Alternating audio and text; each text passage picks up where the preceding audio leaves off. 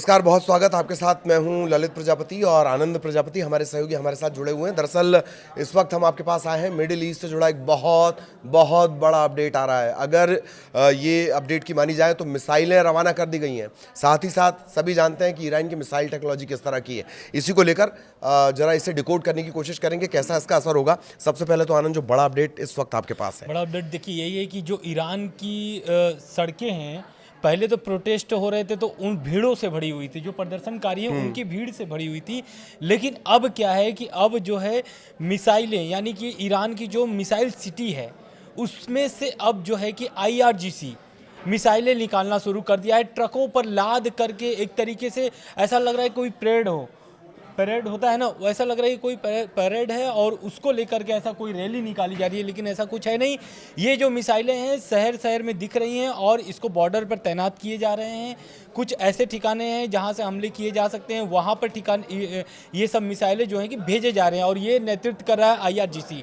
तो IRGC दरअसल हुआ क्या है कि ट्रंप की और IRGC के जो नेतृत्व करते हैं ईरान के जो सुप्रीम लीडर हैं आयतुल्ला अली खामनेई साहब का और ट्रंप का जो है कि जुबानी जंग चल रहा है। जुबानी जंग में ये हो गया है कि खामनेई साहब ने एक तरीके से ट्रंप को क्रिमिनल बता दिया है और उसका जवाब भी ट्रंप ने बहुत अच्छे तरीके से दिया है और उन्होंने साफ बोल दिया है कि अगर आप इस तरीके से प्रतिक्रिया अगर आपकी आती रहेगी तो वो आपको उसका जवाब बहुत ही ठोस मिलेगा। बिल्कुल लेकिन जितना हम उसकी मिसाइलों के बारे में जानते हैं, ईरान से जब इजराइल से जब तनाव बढ़ा था, बहुत हल्के में ईरान लिया जा रहा था। बिल्कुल। लेकिन जिस तरीके से ईरान ने हमलों की स्ट्रेटेजी बदली, ड्रोन के जरिए, मिसाइल के जरिए, तब उसने बता दिया कि उसके पास ऑलरेडी चुपचाप वो inter continental ballistic missile develop कर चुका है। परमाणु कार्यक्रम उसका चल ही रहा है। इसके बीच अगर ये मिसाइलें निकल गई हैं तो ये दो तरह से काम करेंगे आनंद। बिल्कुल। एक तो जो प्रोटेस्ट है उसको कमजोर करेंगे। करेंगे। दूसरा, ये चुनौती है एक तरह से अमेरिका को या बाकी कंट्रीज जिसकी बात की है, खुले तौर पर ही चुनौती, और बहुत घातक मिसाइल हैं उसके पास। बिल्कुल घातक मिसाइलें ईरान के पास है। फतह है, सैजिल है, खैबर है और ऐसे बहुत सारी जो खतरनाक मिसाइलें हैं, बैलिस्टिक मिसाइलें जो हैं, उस मिसाइलों से सबसे ज़्यादा अगर किसी को खतरा है तो वह है इजराइल। फिर उसके बाद आता है अमेरिका के एयरबेस और कुछ ऐसे नेवी बेस भी बने हुए हैं अमेरिका के, जो वो क्षतिग्रस्त हो सकते हैं इस मामले को लेकर के।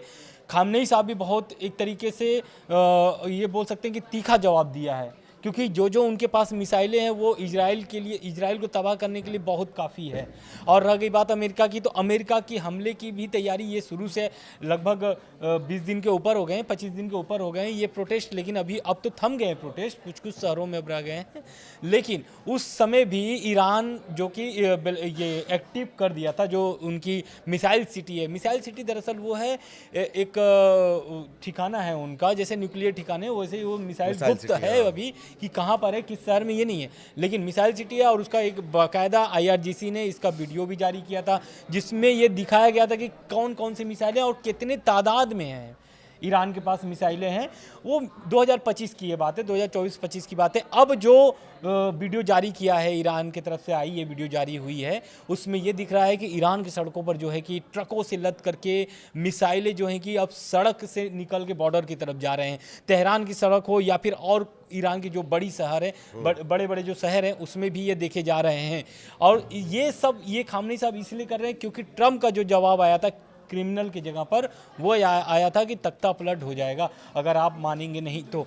और रह गई बात ट्रंप का क्या कहना है कि वहाँ पर जो प्रदर्शनकारी हैं उनकी मौत ना हो, उनको फांसी ना दी जाए। फांसी तो नहीं दी जा रही है, लेकिन मौतों की जो संख्या है वो लगातार बढ़ती जा रही है। लगभग 5000 से अधिक, अब दावा ऐसा आ रहा है कि 5000 से अधिक प्रदर्शनकारियों की मौत हो चुकी है। तो इन सब मामलों को लेकर के बहुत ही ट्रंप चिंतित हैं, इजराइल चिंतित है। और इजराइल का तो चिंता एक और कारण है क्योंकि ईरान जो है कि परमाणु बम के बहुत करीब है। रह गई बात खामनेई साहब की, तो खबर अब ऐसी भी आ रही है कि खामनेई साहब जो हैं वो अब एक तरीके से जो जून में हमला हुआ था तो वो अंडरग्राउंड हो गए थे, दोबारा बंकर की कोई खबर है? बिल्कुल कि न्यूक्लियर बंकर कोई ऐसा है, उसमें वो छिप गए हैं, ऐसा दावा है। तो खामेनेई को लेकर ये बातें कही जा रही हैं, बंकर का ये एक बड़ा अपडेट है। बंकर वाला अपडेट भी हम फिर से करेंगे। अच्छा, एक बात और भी है, लेकिन वो भले ही बंकर में रहें या अंडरग्राउंड रहें, लेकिन वो एड्रेस करना नहीं भूलते हैं। जब भी वो युद्ध की स्थिति में होते हैं खामेनेई, वो एड्रेस करना नहीं भूलते हैं, और ये उनकी ताकत भी है एक तरह से। जिस दिन मेरा ख्याल है पिछले वीडियो में हमने इस बात का जिक्र भी किया है कि खामेनेई की सबसे बड़ी ताकतों में से एक यही है। एक तो IRGC है ही है, और जो सिस्टम चलाने का उनका तरीका है वो है ही। अपने जो इंटेलिजेंस जो लड़ाके हैं, उनके इंटेलिजेंस लड़ाके ऐसे समझ लीजिए बिल्कुल आम आदमी। मैं और आनंद बैठे हैं, मुझे नहीं पता होगा कि आनंद भी उनका एक लड़ाका है, जो मेरे बारे में जानकारी देगा, ज़रूरत पड़ने पर मुझे मारने तक की कोशिश कर सकता है, और सारे जो इनपुट हैं वो जो खामेनेई का एक सिस्टम है वहाँ तक पहुँचाता है। इसके अलावा IRGC, लेकिन बंकर के अंदर रहकर अपने लोगों को एड्रेस करना, ये उनकी बड़ी काबिलियत है। बिल्कुल, वो एकदम आम जैसे होते हैं, आम नागरिक जैसे होते हैं। जैसा कि सर ने अभी उदाहरण बताया, तो आम नागरिक जो होते हैं ना, वो उसी टाइप से रहते हैं, लेकिन जो खुफिया जानकारी होती है वो पूरी पहुंचती है, और खास करके खामेनेई साहब के पास भी पहुंचती है। और खामेनेई साहब क्या चाहते हैं? खामेनेई साहब चाहते थे प्रदर्शन खत्म हो जाए, प्रदर्शन खत्म हो गया, लेकिन अब जो तीखी जुबानी जंग जो चल रही है वो अब बढ़ता चला जा रहा है। ऐसे में जो बंकर वाली खबर आई है, तो आर पार जैसी सिचुएशन आर पार वाली। और दूसरा ये भी कि ईरान जो अब मिसाइलें जो हैं कि अब अपने ठिकानों से हटा करके, मिसाइल सिटी से निकाल करके वो एक तरीके से युद्ध के मैदान में उसको तैनात कर रहा है, तो कहीं ना कहीं ये चिंता का विषय है। क्योंकि खामेनेई का अंडरग्राउंड होना और इजराइल की, ईरान की सड़कों पर मिसाइल दिखना, ये असल में सच में और दुनिया को भी चिंता की बात नज़र आ रही है। क्योंकि अगर कहीं युद्ध शुरू होता है अमेरिका और ईरान के बीच, तो कहीं ना कहीं मिडिल ईस्ट पूरी तरीके से एक तनावग्रस्त तो है ही, अब पूरी तबाही की ओर बढ़ जाएगा। बिल्कुल, क्योंकि हमारे रास्ते उससे बंद होंगे। एक जो एयरपोर्ट चाबहार है, वो वैसे ही अभी उसको लेकर तमाम तरह की बातें कही जा रही हैं। चाबहार की वजह से हमें पाकिस्तान से होकर नहीं जाना पड़ता। असर तो मिडिल ईस्ट का हर जगह जाएगा, ये तय है। मैं एक और एंगल पर आना चाह रहा हूँ। क्रिमिनल बोल देना, सड़कों पर मिसाइलें उतार देना तेहरान जैसे बड़े शहरों में, और तीसरा कुछ दिनों पहले का वो बयान कि मेरा ख्याल ऐसा कुछ कहा गया था कि हम जीतने के लिए नहीं जंग करेंगे, हम मारने के लिए जंग करेंगे। इस तरह का एक बड़ा बयान भी दिया गया था। अरागची ने भी एक बड़ा बयान दिया था। इस तरह के बड़े बयान आए हैं। तो अब स्थिति क्या लग रही है? और फिर हाँ, बंकर में जाने वाली बात, ये सबसे, अगर आप युद्ध की स्थिति में है तो सुप्रीम लीडर का बंकर में जाने की बात आना, ये एकदम लास्ट स्टेप है।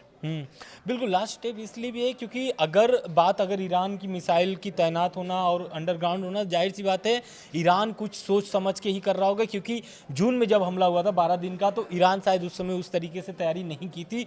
और रह गई बात अब्बास अरागची की बयान की, तो अब्बास अरागची पहले ही बोल चुके हैं कि हमारी जो सेना है वो लड़ने के लिए तैयार है। और ख़ास करके एयरबेस का भी उन्होंने एक तरीके से उस समय टारगेट कर लिया था कि एयरबेस जो भी मिडिल ईस्ट में अमेरिका के है, बोल दिया था। बिल्कुल, कतर ने तो साफ मना भी कर दिया कि हमारे एयरबेस को आप इस्तेमाल नहीं कर सकते हमले के लिए। क्योंकि ईरान पे जो हमला हुआ था 12 दिन का, उस हमले के बाद भी ईरान ने एक प्रतिक्रिया की थी जिसमें वो दावा कर रहा था कि हम कतर में जो एयरबेस है या फिर मिडिल ईस्ट में जितने भी एयरबेस हैं अमेरिका के, मैं उनको निशाना बना रहा हूँ, कुछ को तबाह भी कर दिया हूँ।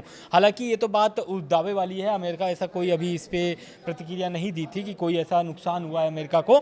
लेकिन रह गई बात तेहरान की सड़कों पर मिसाइल दिखना, ये अपने आप में चिंता के विषय है। क्योंकि अगर तेहरान के जो सड़कों पर मिसाइलें दिख रही हैं, तो कहीं ना कहीं या तो हो सकता है कि प्रदर्शनकारियों को अपनी ताकत दिखाने की बात हो, कि प्रदर्शनकारी जो है कि फिर से प्रदर्शन न करने लगे। हो सकता है कि सरकार जो है ईरान की जो सरकार है वही दिखाना चाहती हो कि हम बहुत ताकतवर हैं, अपनी मिसाइलें, अपनी हथियार जो नुमा चीज़ें हैं उनको दिखा करके ये दिखाना चाहता है कि ईरान अभी भी कमज़ोर नहीं है, मजबूत है। एक ये भी हो सकता है। लेकिन अभी जो दावे आ रहे हैं, यही दावे आ रहे हैं कि खामेनेई का अंडरग्राउंड होना और मिसाइलें सड़क पर दिखना, ये कहीं ना कहीं युद्ध की पूरी तैयारी ईरान ने कर ली है। बिल्कुल, दो और पॉइंट जो मैं इजराइल के एंगल से और डिटेल में समझना चाह रहा हूँ। हालांकि आपने कहा है, एक तो वो 5 हथियारों का जिक्र है जो ये इजराइल के लिए बड़ी मुसीबत बन सकते हैं। इसके अलावा जैसा कि आपने कहा कि इजराइल तो उसके लिए बड़ा, उसकी हाइपरसोनिक मिसाइलों के लिए तो सबसे बड़ा टारगेट हो जाएगा।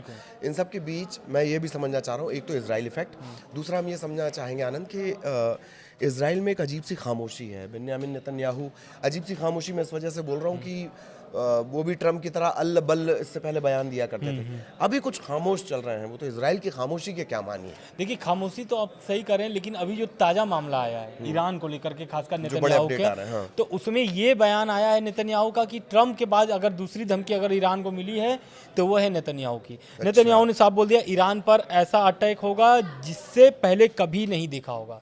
यानी कि ईरान पर ऐसा कभी भी ऐसा हमला नहीं हुआ होगा जैसा इजराइल ने हमले की तैयारी कर ली है। उनका कहने का तात्पर्य यही है पूरा। अगर और बात करें तो धमकी एक तरीके से नेतन्याहू को खाली धमकी नहीं है, उन्होंने पूरी प्लानिंग करके इस बात को मतलब दुनिया के सामने रखा है। और अगर बात ट्रंप की, तो ट्रंप ने सीधे सीधे बोल दिया है कि तख्ता पलट की उन्होंने धमकी जो दी है वो करके दिखाने की भी वो ताकत रखते हैं। अच्छा, एक बात मैं आपसे जानना चाह रहा था, एक बंकर का अपडेट था, आपने कहा कि भैया बंकर में जा रहे हैं, पर अमेरिका के पास तो B-2 बॉम्बर है, तो क्या इस बंकर की भी कुछ खास बात पता चली है क्या?